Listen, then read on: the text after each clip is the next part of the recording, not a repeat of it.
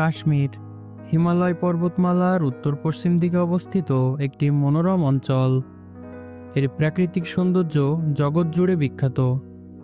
শহরটিকে ভূস্বর্গ হিসেবে অভিহিত করেন মুঘল সম্রাট জাহাঙ্গীর। ঊনবিংশ শতাব্দীর মাঝামাঝি পর্যন্ত কাশ্মীর শব্দটি ভৌগোলিকভাবে গিরিরাজ হিমালয় এবং পীরপঞ্জল পর্বতমালার উপত্যকাকে বোঝানো হতো। কিন্তু আজ কাশ্মীর বলতে বোঝায় একটি বিশাল অঞ্চল, যা ভারতের অধীনে শাসিত জম্মু কাশ্মীর ও লাদাখ, পাকিস্তানের শাসিত গিলগিত বালতিস্তান ও আজাদ কাশ্মীর প্রদেশ এবং চীন শাসিত আকসাই চীন ও ট্রান্স কারাকোরাম ট্রাক্ট অঞ্চলসমূহ। 1947 সালে ভারত ভাগের পর কাশ্মীর একটি বিতর্কিত অঞ্চলে পরিণত হয়। এখানকার মুসলিম সংখ্যাগরিষ্ঠ জনগণ পাকিস্তানের সাথে যুক্ত হতে চাইলেও হিন্দু রাজা হরি সিং ভারতের সাথে থাকার সিদ্ধান্ত নেন, যার ফলে ভারত ও পাকিস্তানের মধ্যে একাধিক যুদ্ধ সংঘটিত হয়। বর্তমানে কাশ্মীর অঞ্চলের প্রায় 55% ভারতের অধীনে, 30% পাকিস্তানের অধীনে এবং 15% চীনের অধীনে। কাশ্মীর সমস্যা একটি দীর্ঘস্থায়ী আঞ্চলিক সংঘাত, যা মূলত ভারত ও পাকিস্তান এবং চীনের মধ্যে কাশ্মীর অঞ্চলের নিয়ন্ত্রণ নিয়ে। কাশ্মীরে বসবাসকারী লোকদের বলা হয় কাশ্মীরি। কাশ্মীরি একটি জনগোষ্ঠী এবং সেই অঞ্চলের প্রধান ভাষা। তারা মূলত কাশ্মীর উপত্যকায় এবং এর সংলগ্ন অঞ্চলে বসবাস করে থাকেন। শতাব্দীর পর শতাব্দী ধরে কাশ্মীরকে বলা হয় পৃথিবীর জান্নাত। কবি আমির খুসরু বলেছিলেন, পৃথিবীতে যদি কোনো স্বর্গ থাকে তবে তা এখানেই এখানেই এখানেই। আজকের ভিডিওতে আমার সাথে আপনিও চলুন কাশ্মীর ভ্রমণে।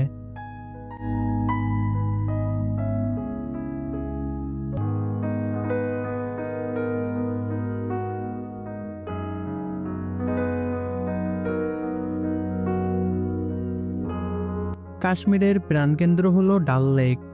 এই লেকের জলে সূর্যোদয়ের সময় সোনালি আলো ছড়িয়ে পড়ে, আর ভোরবেলায় কুয়াশায় হারিয়ে যায় রঙিন শিকারাগুলো।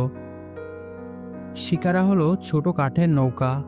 শিকারিওয়ালারা পর্যটকদের লেকের সৌন্দর্য দেখান, আর স্থানীয়রা এই শিকারার মাধ্যমে যাতায়াত করে থাকেন।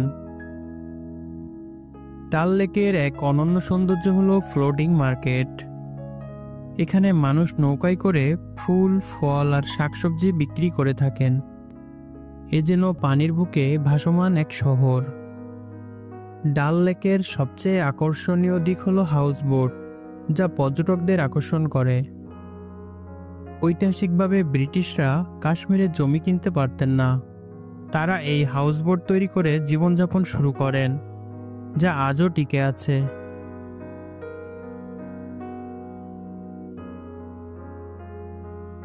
শ্রীনগর হলো কাশ্মীরের হৃদয়।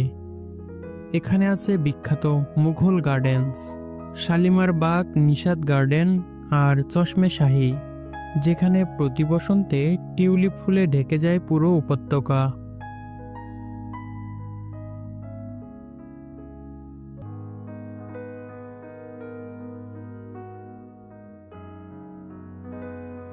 কাশ্মীরের সবচেয়ে রোমাঞ্চকর স্থান হলো গুলমার্গ। এখানে শীত এলেই প্রকৃতি পরিধান করে সাদা পোশাক। বিশ্বের অন্যতম উচ্চ কেবল কার পর্যটকদের নিয়ে যান পাহাড়ের চূড়ায়। সেখানে দাঁড়িয়ে নিচে তাকালে দেখা যায় বরফে ঢাকা গাছ, ঝলমলে সূর্য আর হাজারো মানুষের হাসি।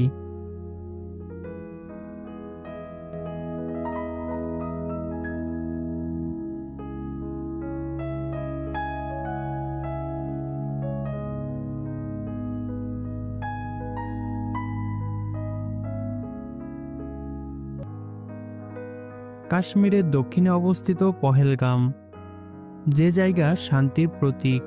এখানে আছে লিডার রিভার, নীলচে স্বচ্ছ জলের এক জাদুকরী নদী। এর দুই পাশে ছড়িয়ে আছে ঘন বন আর সবুজ পাহাড়। পহেলগামের ছোট ছোট গ্রামগুলোতে আজও প্রকৃতির মাঝেই মানুষ বসবাস করে। কেউ রাখাল, কেউ কাঠশিল্পী, কেউ আবার নদীতে মাছ ধরে থাকেন।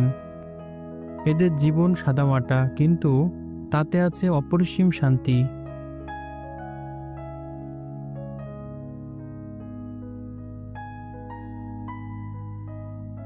কাশ্মীরের সৌন্দর্য প্রতিটি ঋতুতে আলাদা রূপ নেয়।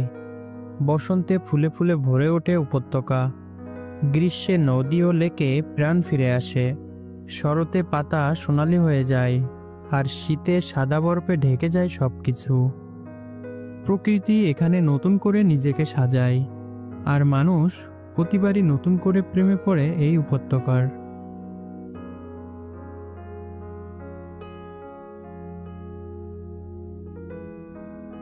কাশ্মীরের আসল সৌন্দর্য শুধু পাহাড়েই নয়, এখানকার মানুষের হাসিতেও লুকিয়ে আছে।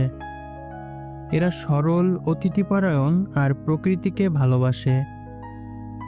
তাদের ঐতিহ্যবাহী পোশাক ফেরান, আর শীতের সঙ্গী কাওয়া চা, যেটা বানানো হয় দারুচিনি, জাফরান, বাদাম আর মধু দিয়ে।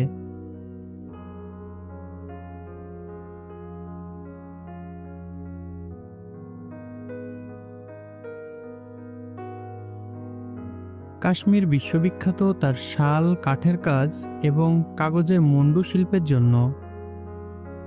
এই শিল্পগুলো বহু কাশ্মীরির জীবিকা এবং তাদের সাংস্কৃতিক পরিচয়ের প্রতীক। কাশ্মীরি খাবার অত্যন্ত বিখ্যাত। ওয়াজওয়ান হলো একটি ঐতিহ্যবাহী 30 পদের ভোজ, যা বিশেষ অনুষ্ঠানে পরিবেশন করা হয়।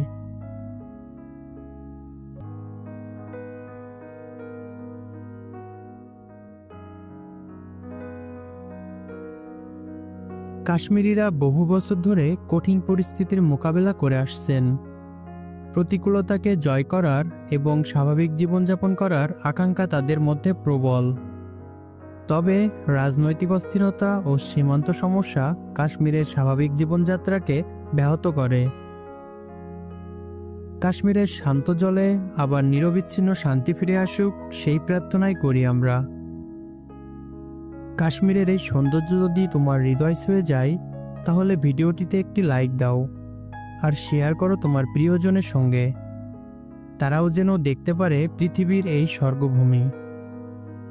সাবস্ক্রাইব করে পাশে থেকো, কারণ কিল অ্যান্ড চিল উইথ মেহেদি তোমাকে ঘুরিয়ে আনবে পৃথিবীর নতুন নতুন বিষয়ে। ততদিন পর্যন্ত সুস্থ থাকো, ভালো থাকো।